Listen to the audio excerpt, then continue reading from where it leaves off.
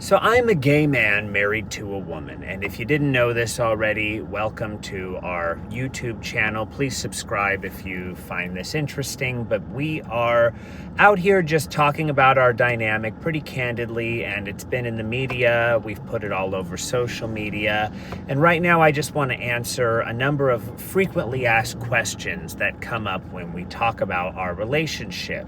And people have made Reddit threads and commented all over our videos with a lot of these questions.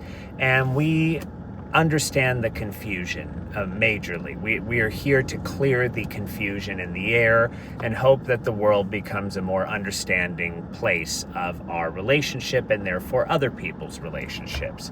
So, as I said, I'm gay. I do not identify as bisexual. This is one of the major questions that come up. Why do I not identify as bisexual if I'm gay and married to a woman? And this is just to explain the phenomenon that's going on in my head, which is that I am not attracted to women sexually.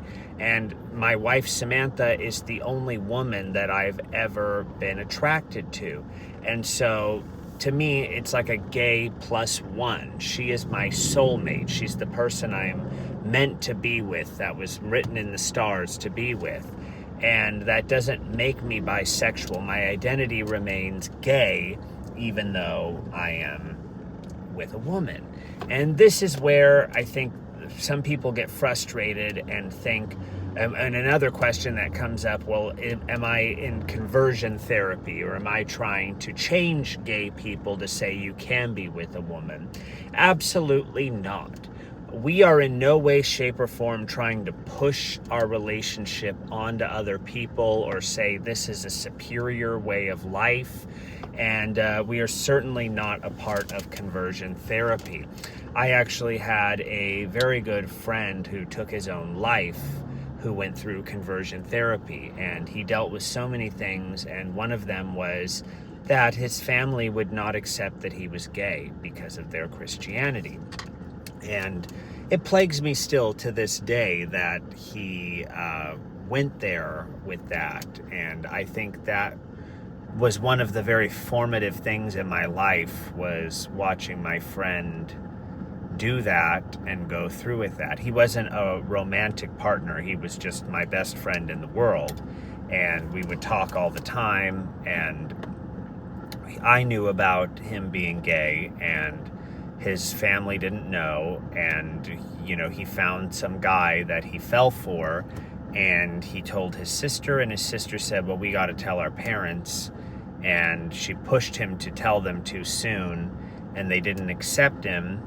And a week later, he was dead. And it was just like, wow. I mean, you know, you hear about people not getting accepted for being gay, and it you know it's real, but it also, when you don't have a personal connection that's that powerful, it just all kind of feels like fiction. It feels the same as fiction. And to have that example was really something that has stuck with me and said, look, you need to be able to share this with people and get this message across so that acceptance can happen. And so in my own journey, I had struggled to come out to my family as well. I have conservative Christian parents, and there was always this fear that I would not be accepted for who I am. And in my relationship with my wife, she has talked to me about sharing this and helped me come out to them. And they've been nothing but supportive and lovely. And I found luck in that I have such amazing parents who will accept me for who I am. And that is a major thing. But just that getting over that fear hurdle was incredible. And so part of the reason why we open up about our relationship is, I think, because this event that happened was so shaking to me that it also kept me in the closet, I think, for longer than I would have wanted to be, at least to my family, because I think having that example was like, wow, this can really go south for somebody. And, and when you stifle your queer feelings, or probably any feelings, it can lead to some negative counter reaction. And for me, the negative reaction was anger. I lived with so much anger in my life, so much just like constant anger at the world, anger at loved ones, and that made me into an ugly version of myself. Fire department. I can even look back at pictures of myself in that time before coming out, and I can see the anger in my face in pictures. It's incredible. I mean, I didn't know you could wear that emotion in that way. And even when you're not angry, if you're living with that anger, it's just latched onto you like a leech, and your face is like, it's like contorted into anger, even when it's just resting. Like they talk about resting bitch face. I had resting angry face. And, I still have this sort of grumpy, sour disposition sometimes. And I think, I can be catty and all that. But ultimately, I live such a peaceful, happy life. And I'm fulfilled so much more now that I'm able to talk about who I am and live my life with my wife, and yet not have to keep my true identity under wraps. So one thing people want to know about us is if we are monogamous, or if I have other lovers, male lovers on the side. And we are 100% monogamous, and we have been for the entire duration of our relationship, which has been almost 10 years now. And we are coming up on our first wedding anniversary, but we spent 8+ years as boyfriend and girlfriend, and then engaged, and we have been monogamous through and through. And that's just the comfortable boundary for us as a relationship that we have decided we want, and that we are comfortable with in life. If I didn't want that, or she didn't want that, we wouldn't be in a relationship with another person. And so that was imperative to both of us getting together. And with that, then the other question people have is, am I fulfilled being with a woman, or am I suppressing the gay feelings? And this is another one that's understandable, because people are saying, well, how can you have sexual fulfillment if you're not sleeping with men? And first of all, and another question that comes up that I guess has to be answered before that is, Samantha and I, my wife and I, do have sex, and we are intimate. And so people want to know how I'm fulfilled by that. And to me, it's the most fulfilling thing. It is me and my soulmate coming together. It's such a basic human thing that it just levels the room, as I say. It just, when you're with the person you're meant to be with, no matter what box they come in or form, it's just fulfilling. And it's that simple. And I still find men handsome. We talk about that, and we both obviously still find men handsome, and we talk about it, and we have an open dialogue about it. And that really helps not keep things suppressed, because if you're keeping that quiet, it's festering into something. And just being able to talk and being able to be open is so relieving. And I just think that's what people don't understand, is that for a queer person, they don't need to be out there getting banged every night from getting picked up on a gay bar, or even having a partner, a long-term partner, to feel fulfilled as a queer person, or as any person. Every person should be able to make fulfillment from their own self. And you should not need the codependency of another person to find fulfillment. And I always found fulfillment with myself. And the best people I know have that sense of fulfillment and don't need another person to do it for them, and especially don't need another person to do it for them sexually. And I think that's where you really run into danger, is feeling like you need sexual springboard for your own fulfillment. So that to me is the reality that I understand why people come to this frustration when they are trying to understand our relationship dynamic.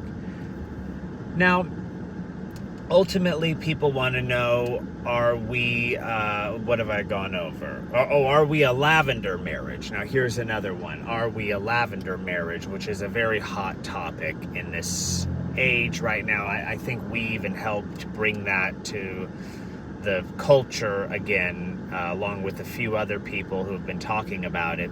Now, in the traditional sense, lavender marriage is a cover-up job. It was a term coined basically for old Hollywood PR to cover up gay male celebrities, mostly male. So they would arrange these sort of marriages or these relationships in the press so that men who were gay in Hollywood could be viewed as normal citizens in the 1950s. And this has such a negative connotation to it. So right off the bat, we were a little bit like, no, we're not a lavender marriage. We're out and open. We're not covering up anything here. This is the opposite of that. And ultimately, I think we've adapted that term lavender marriage in this day and age to include a relationship like my wife and I. Now, a doctor named Dr. Joe Court, who's on Instagram and TikTok and everything, he gave us the term mixed orientation relationship, which I think is a proper definition of what we are, which is where one person of one sexual orientation is in a relationship with another person of a sexual orientation. And that's what we are, one gay and one straight woman. Samantha, my wife, is straight. So that is it. But we are what we say like a lavender marriage 2.0. We're the bigger, better thing. And we don't judge people, and we know a ton of relationships where we see these people that it feels pretty obvious that one of the partners is gay and cannot come out or won't come out of the closet. And, you know, I just think knowing my own journey with it, as I said, caused so much negative emotion to come out when I wasn't able to be open and honest about my sexuality. And so what I'm hoping is to save somebody that frustration and anger or whatever that negative emotion may be by giving them the courage and a representation of a relationship like this so that they too can come out to their partner or their family. And that is so important, because that's what we need to do ultimately, is live honestly. That's what we all want. There's always these people on, right now talking about authenticity. Be authentic, live authentically. What that means is be honest. Be fucking honest with yourself and with the people around you, even if it might hurt them. Even if they have some sort of bias that is going to have a problem with it, it's up to you to be honest. Because at the end of the day, if you're honest, the only person that can be blamed is them for their reaction. And it's a tough one. And it's tough for people to be honest. And it's tough in this world because there's so many people that when you're honest will bully you. And even in this current age will try to take people's lives or over this stuff. And that's why the other important thing to do, besides being honest, is be receptive to other people's honesty, to not take other people's honesty personally, and to try to hear people for what they're saying without reaction. And that also is really hard, because we all come with our biases and our baggage that can just fly out of us if something rubs us the wrong way.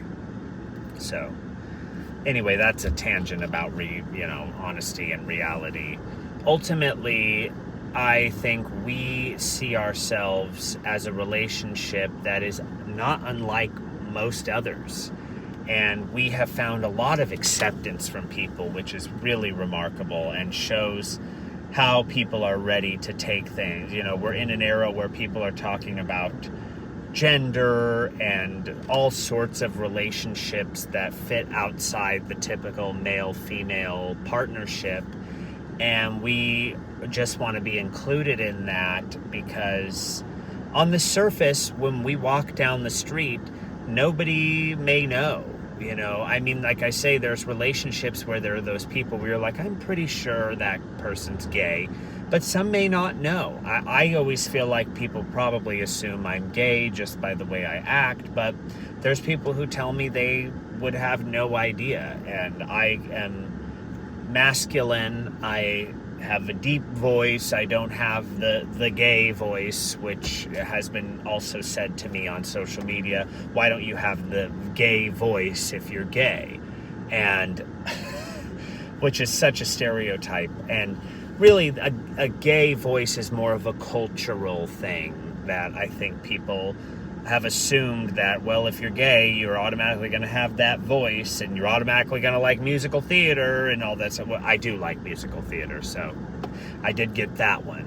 But a gay person can come in any package that they come in, and accepting that and realizing that is amazing. And we had an NFL player come out as gay a few years ago, and that just shook the world, because to so many people, that's the epitome of straight dude, is an NFL player. And to see that was like, wow, this really can come out of anywhere. And it is in so many people, and unfortunately they are suppressing it. There are so many queer people just suppressing their feelings right now, and I want to say to them, just get it off your chest. Everything will get better. There might be certain things that get worse, and you're going to have to be ready for that. And it might most likely be temporary. It might just be shock and reaction from these people. And it's always from the people we love the most that we're afraid to come out to. It's not the people we don't care about. It's the parents. It's our partner. It's siblings or close friends. And that is really hard. But it's that thing they say, if that person wouldn't love you for who you really are, then they don't actually love you. And it's better to know that now than later. And it's better for them to know that too. And so our relationship has fortunately been met with a number of really positive things. And there were a couple factors that brought us to coming out about the relationship. One being my friend who passed away. The other being that when we were a couple years into our relationship, maybe about a year in, we started to have a lot of uncertainty. And this lasted for a couple years, and it was very trying and put a lot of pressure on our relationship and made it pretty unpleasant, honestly, because uncertainty and doubt was creeping in about if this relationship was going to last. And also my anger was getting into play, emotions were getting in there and making this just a really bad thing. And we were like, we need to see a counselor. And fate had it that we saw a counselor who had the exact same dynamic as we do. So this was a woman who is married to a woman but identifies as straight. And once we said our dynamic to her and she shared that, it was like we all blew each other's minds. Because I think it was the first time we met somebody who shared our dynamic, and it was like, wow, other people live with this. And in our culture, we don't have characters that represent this. We don't have movie characters or even television. People will say, well, you guys are Will and Grace. And I'm like, but Will and Grace weren't in a relationship. They lived together and were friends, and maybe there was some tension there that people thought they should get together or something, but it wasn't this. The closest thing out there is the character of Sally Bowles and Cliff in the musical Cabaret. Cliff is a gay man, and he's with Sally Bowles and in love with Sally Bowles, and she's the only woman that he's ever loved. And so I identify with that, but Cabaret maybe is popular amongst the queer community and the musical theater community, but in terms of like the real pop culture spectrum, it's quite old, and it doesn't quite have that tipping point to get people to understand the relationship dynamic. Also, there's so many other things going on in Cabaret, the MC and the music and the Nazi thing, that I think people kind of lose that element to the other things going on, and it's not the forefront of the musical. So I would really like to see characters that depict our relationship happen in television, and other people with this dynamic to come forward. I think, we should write a book on it. We should just keep putting it out there in any way, shape, or form, so that people start feeling more comfortable sharing their own dynamic, and that other people who maybe have loved ones, what is beeping? Loved ones that have this dynamic, to help them reach an understanding.